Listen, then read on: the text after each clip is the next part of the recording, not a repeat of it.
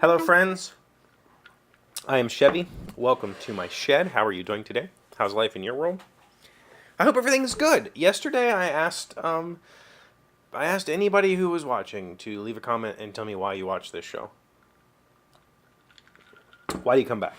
And I think the responses that I got are from the people that have watched this show faithfully for a very long time, and I'm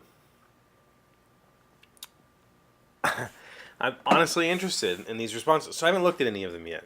I haven't looked at any of them because I thought we'd just do that on camera and we could further the discussion, I guess. So the first person to comment is Peggy Johnson, and Peggy's been commenting on videos for years. So I know she's a long-time watcher, listener, first-time caller.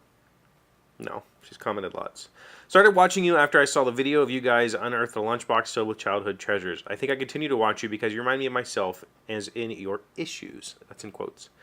I too am a depressed, anxious person with a kid and a shitty marriage. Probably not the reason why you want people to watch. I do like watching you fix things, and I learn a lot from you. So there's a heart, there's a thing, a thumbs, and there's a thank you to Peggy.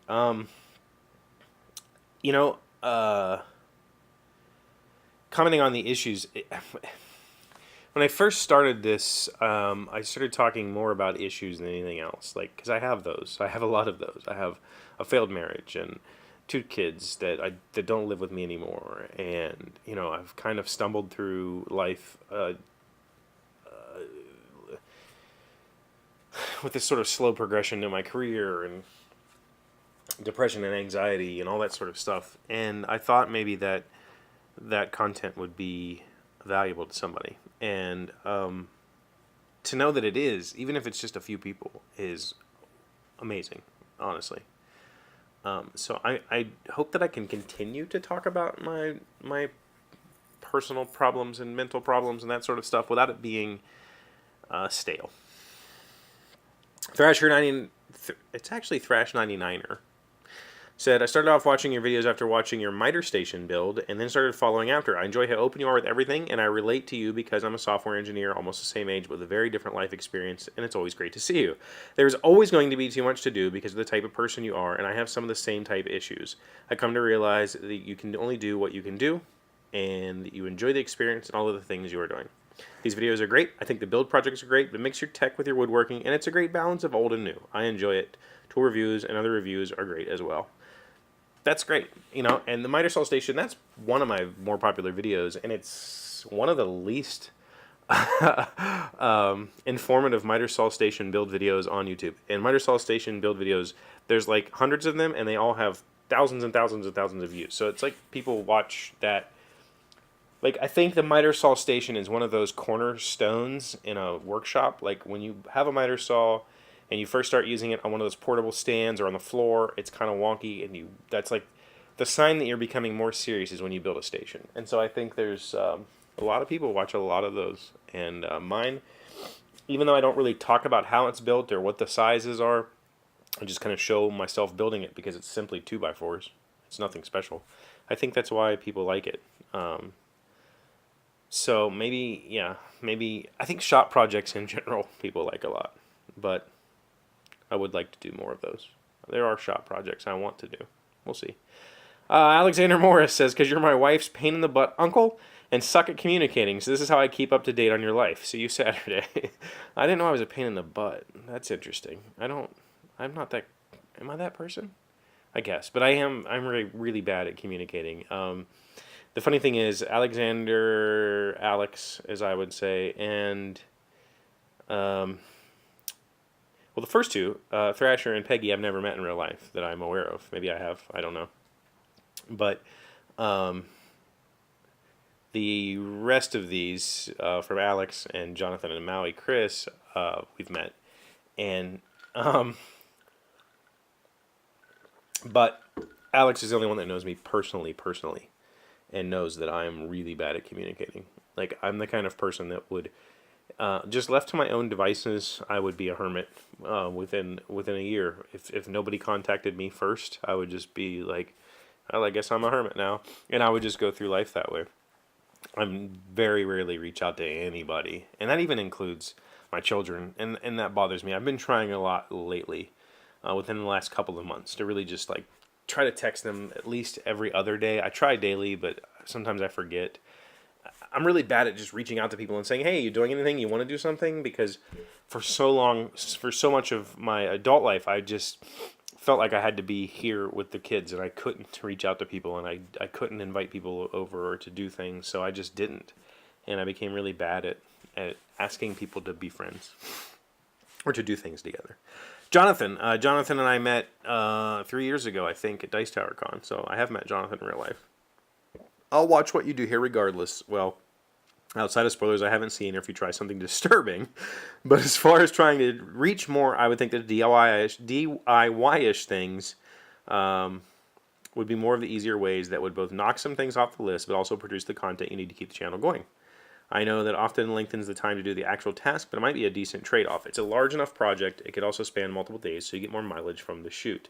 You know, I've thought of that with the dresser build, about trying to piece it together. I watch a channel called Badger Woodworking or something like that. It's a lady in, I'm assuming, New England area. She's got that accent. And she's been doing that. She's been doing videos where she does a talkie video, like 5-part series of building a thing. And then when it's all done, she does like a 10-minute just quick edit with no talking. And it seems like a fun idea. So I've been thinking about that for the dressers. I don't know yet. I haven't actually made the first cut on the wood yet, so nothing is on film. Once I get to that point, I'll figure out how I'm going to do it. I have also been working on putting up a Etsy post for the soap mold. We'll do a video about that. I'll talk about that later on, but I didn't film the first one that I made. I think I'm going to make a second one and film it so that I have more product shots and I have one to sell. So I might do a soap mold project soon. Maui Chris says, the short answer is I enjoy the content, but thinking more about it, I think you and I are a lot alike. We're very close in age. I do love projects with my own hands. I ride motorcycles. I dig in board games. So often I share a lot of the same thoughts, rants, life struggles, etc. as you do. It's rare to find folks willing to be so open and share struggles, especially within the world. I've got a little kitchen monitor, so you're there cooking with me every day when I make dinner. Also, you're more reliable than the postal service. I can remember the weekday you didn't post a vid. Thanks for doing the things you do. I did one time, didn't post a vid. Well, I've taken weeks off. Funny enough, my phone sits on my microwave while I cook. So this, maybe I should get a little monitor in the kitchen. Because I have cookbooks on top of my microwave, and I just prop this up on those while I'm cooking. But the phone's rarely loud enough. Well, I appreciate all of your answers and all your responses. I think that the fact of the matter is, things like, I really enjoyed showing how I did the car mod the other day. That's not going to bring people to the channel. Nobody gives a darn about that in any large scale. But I enjoyed the way the video was cut together, and I showed you stuff while I sat here and talked, as opposed to trying to say stuff while I'm doing it.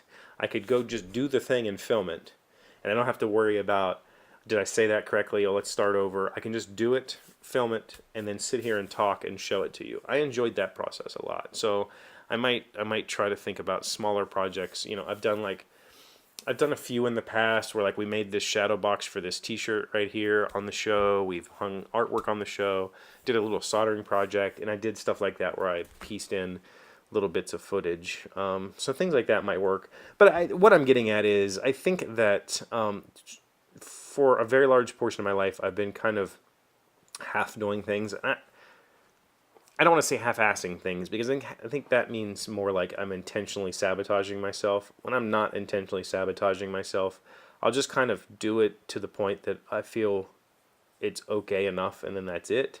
And you know, this YouTube thing is one of those things. I put a whole lot of effort into this up front, and over the past 3 years, I'm not going to say it hasn't been effortless to sit here and do this, but it's gotten to the point where it's not a challenge at all. It's not particularly, I don't want to say it's not rewarding. It is rewarding, but it's not something that comments like these are what makes this amazing. You know, when I get to read your sentiment, or when I get to just engage, that means the world. And so I think that I haven't made the kind of content for the last few years, 3 years, the last 805 videos, that encourages that. And I think I would like to try to pepper in more of that into this, but I have to do it in a way that I can get it done in an evening, every evening, 5 days a week. Or I have to start doing less shows.